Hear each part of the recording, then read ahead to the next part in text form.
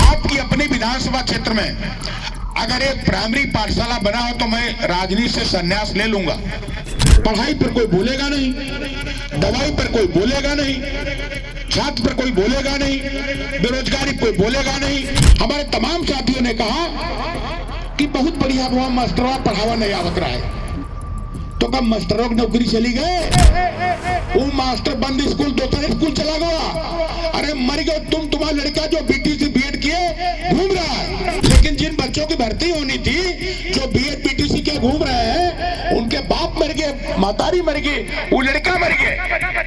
तो ये हम लोगों ने कभी सोचा नहीं है। चाहे थाना हो, चाहे तहसील हो, चाहे ब्लॉक हो, चाहे अस्पताल हो, चाहे प्लाटिंग हो, और दे बुलडोजर। हमारे भी कुछ साथी बुलडोजर का समर्थन कर रहे हैं। अगर हैसियत है तो आप भूमाफिया बुलडोजर चलाइए जिन्होंने सरकारी जमीनों को कब्जा कर रखा है। लोग समझ रहे हैं कि नरेंद्र वर्मा कुछ जानते नहीं। हम 24 घंटा ये रहे थे और यूं न सोचो कि छत्तुर ताने रही,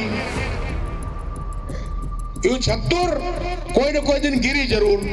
हम नाम तो नहीं आवे, लेकिन बरदही बस आजनिया मोड़ पर 10 बीघा में कब्जा किया को बनाए? अखिलेश यादव, अखिलेश यादव, समाजवादी पार्टी, समाजवादी पार्टी लड़ाई लड़ने का काम करेंगे। देखिए, आज एक बड़ा कार्यक्रम हुआ है कार्यकर्ताओं का, और एसआईआर को लेकर के गंभीर वार्ता हुई जो घंटों चली। पूर्व मंत्री समेत जिलाध्यक्ष समेत पूर्व कैबिनेट मंत्री अपने आवास पर लोगों को संबोधित करते दिखे और सैकड़ों की संख्या में भीड़ दिखी। कार्यकर्ताओं का उत्साहवर्धन भी किया, डायरी और शॉल और पेन दे करके उन्हें सम्मानित भी किया। तो तमाम आज बातें उस मीटिंग में थोड़ा सा एसआईआर की बातों को रोक करके बीच में आपके द्वारा जो की गई और बहुत गंभीर विषयों पे की गई। अभी न्यू ईयर के एक दिन पहले आपकी पोस्ट आई, किस तरीके से लेते हैं इन चीजों को, कैसी होनी चाहिए बुलडोजर कार्रवाई, और क्यों समाजवादी पार्टी या आप लोग बुलडोजर कार्रवाई को नापसंद करते हैं? देखिए, समाजवादी पार्टी बुलडोजर कार्रवाई का विरोध करती है। बुलडोजर किस पर चल रहा है? मजदूर की झोपड़ी पर, बेरोजगार की झोपड़ी पर, मोची के आशियाने पर, पान वाले की दुकान पर, चाय वाले की दुकान पर, मूंगफली वाले की दुकान पर, सब्जी वाले की दुकान पर, और उसके पास अपना कोई आशियाना नहीं है। अगर निश्चित तौर पर किसी का अनधिकृत घर बना हुआ है, अनधिकृत कब्जा है, और उसके पास कोई लैंड नहीं है जहां पर रह सके, तो सरकार की जिम्मेदारी है कि पहले उसको आवास दे, आवास बन जाए, उसके बाद उस जमीन से उसको वो हटावे जी। ये नियम भी है, माननीय उच्च न्यायालय सुप्रीम कोर्ट के निर्देश भी ऐसे आए हैं और ऐसी मानवता भी है। सीतापुर जनपद में हमारे महमूदाबाद विधानसभा क्षेत्र में पहली बार बुलडोजर चला सरिया प्रमुखी से। हम लोगों ने तब भी उसका विरोध किया था।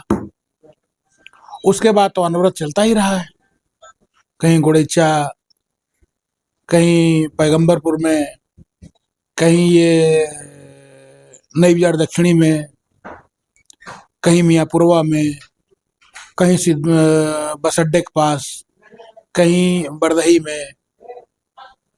पहले बरदही साफ की गई कि इसमें वो रहते हैं बंगला दोहा वाले रोहनिया।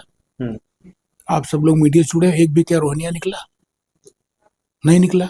उसमें रहते थे रजपारापुर के लोग, शमशाबाद के लोग, रसूलपना के लोग, जो भैंस बेचते थे, गाय बेचकर अपना जीवन यापन करते थे, उनको बेदखल कर दिया गया। ठंडक के इस मौसम में क्या हम जो भारत का नागरिक हैं उसको रहने का अधिकार नहीं देंगे? अगर कोई घुसपैठिया भी है तो उसको आप उसके मुल्क भेजिए, लेकिन महमूदाबाद तहसील सीतापुर में जिले में आज तक कोई विदेशी नागरिक नहीं मिला है। मिला हो तो सरकार में बैठे जो लोग हैं या जो अधिकारी कर्मचारी हूँ, बतावें। इतना जरूर है कि सहजानी मोड़ पर सत संपत्ति में बना हुआ है, आप सब लोग जानते भी हो किसका बना है और कितने में बना हो, कितना कब्जा है, सब लोग जानते हो। कोतवाली के सामने पीछे सत संपत्ति टीन पड़ी हुई है, आप सब लोग जानते हो। नहीं जानते आप लोग? कि अभी चलाइए उस पर भाई। सिधौली क्रॉसिंग पर अवैध कब्जा है, चलता किस पर? बरदही बाजार पर। चलता किस पर? सिधौली बस अड्डे पर। वही सिधौली क्रॉसिंग पर लगभग 35 बीघा किसके नाम है, किसके पास है, किसका कब्जा? चलाइए। सहजानी के मोड़ पर किसका कब्जा? चलाइए। कोतवाली के सामने पीछे सत संपत्ति किसका कब्जा? चलाइए। और जहां हमारा कब्जा खुल के चलाइए। कहीं अगर हमारा कब्जा हम महमूदाबाद की सीतापुर के अखबार के लोगों से अनुरोध करें, खुल के चलाइए, शिकायत करिए हमारी, दबा के चलाइए। लेकिन अगर किसी का कब्जा है तो मैं तो शिकवा शिकायत विश्वास नहीं करता हूँ, और मैं कभी किसी की शिकायत भी नहीं करूंगा, नहीं करूंगा ना। मैंने कभी किसी कोई शिकायत की है। लेकिन हाँ, अगर किसी का अवैध कब्जा है तो कब्जा हुआ कैसे, इसका जिम्मेदार कौन है? अगर शहर में है तो क्या परिषद और प्राधिकरण जिम्मेदार नहीं है? अगर नगर में है तो क्या तहसील और नगर पालिका जिम्मेदार नहीं है? अगर गांव में है तो क्या तहसील और ग्राम पंचायत, जिला पंचायत जिम्मेदार नहीं है? आज जिसका अवैध कब्जा बताया जा रहा है, कल इनसे ही अधिकारी कर्मचारियों ने पैसे लेकर के इनकी छतें डलवाई हैं, तो उन अधिकारी कर्मचारियों के खिलाफ कार्रवाई क्यों नहीं हो रही है जो अवैध कब्जे में गुनाहगार हैं? तो निश्चित तौर पर हमारी पार्टी बुलडोजर संस्कृति के खिलाफ है। और अब तो जो तालियां बजा रहे थे बुलडोजर चलने पर, वो अपना माथा पीट रहे, छाती पीट रहे, क्या दादा हमारा गिर गया, तारा सिटी गिर गई। महमूदाबाद में तथाकथित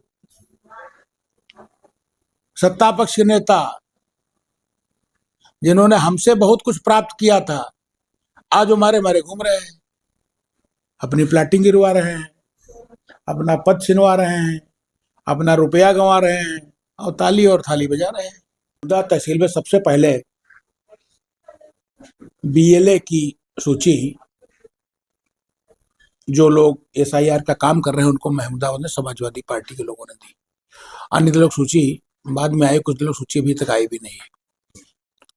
4 नवंबर से एसआईआर काम शुरू हुआ था और हमारी 1, 2, 3 नवंबर में, उसके पहले पूरे विधानसभा क्षेत्र में पोखरा कला, गुड़ैचा, सोहरिया, बाबाकुटी, मीरानगर, फतेहपुर, महमूदाबाद, मलहेपुर, सिरौली, तुलसमपुर, शमशाबाद, शेखपुर बलौली और सरैया, ये 4 नवंबर को पहले हमारी बैठकें हो चुकी थी और हमारे कार्यकर्ता पूरी ताकत से, तन्मयता से एसआईआर को पूर्ण करने में लगे हुए थे। 6 तारीख को होना है फिर से, 7 तारीख से आगे इस पर काम होना है, वोट बढ़ने हैं, जो कैटेगरी 3 में उनको अपना सबूत देना है। तो उसकी तैयारी को लेकर कल पोखरा सेक्टर में नया पंचायत पोखरा कला, सदरपुर, रजपारापुर और ये किशुनपुर देवरिया तक के लोगों को उधर बुलाया गया था।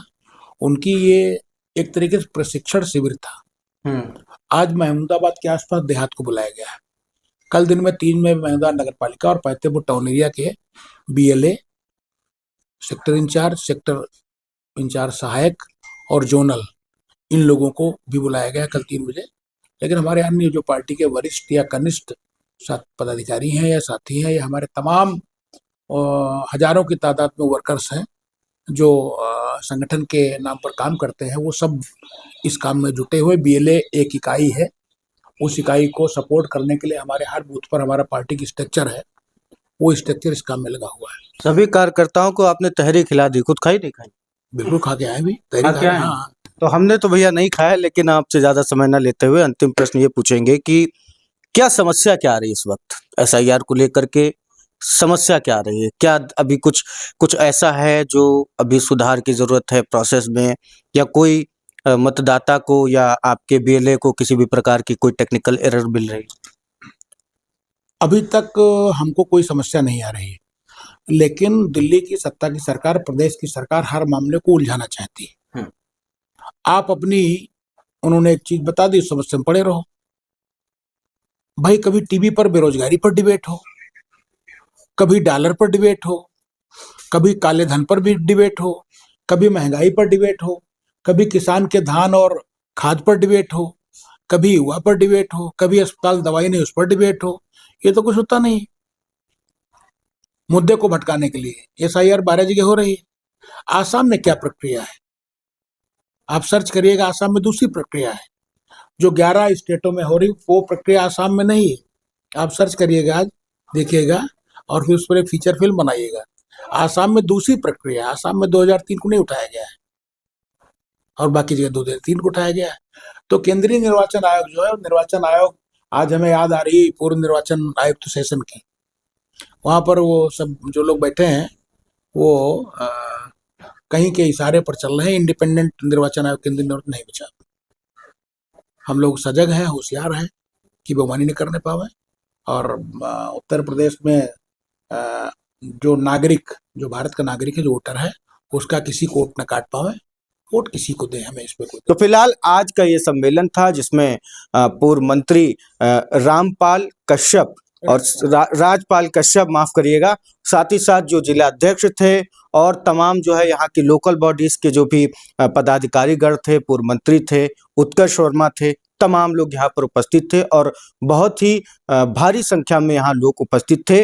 मुझे लग रहा है कि जगह जगह जा करके आप ऐसे सम्मेलन, जागरूकता भरे सम्मेलन कर रहे हैं, शिविर, एक तरीके का जो प्रशिक्षण है उसको देने का काम कर रहे हैं। लगातार छोटी बड़ी अपडेट्स के लिए बने रहिए इंडिया पर। मैं अहमदाबाद से अर्पित शुक्ला की रिपोर्ट।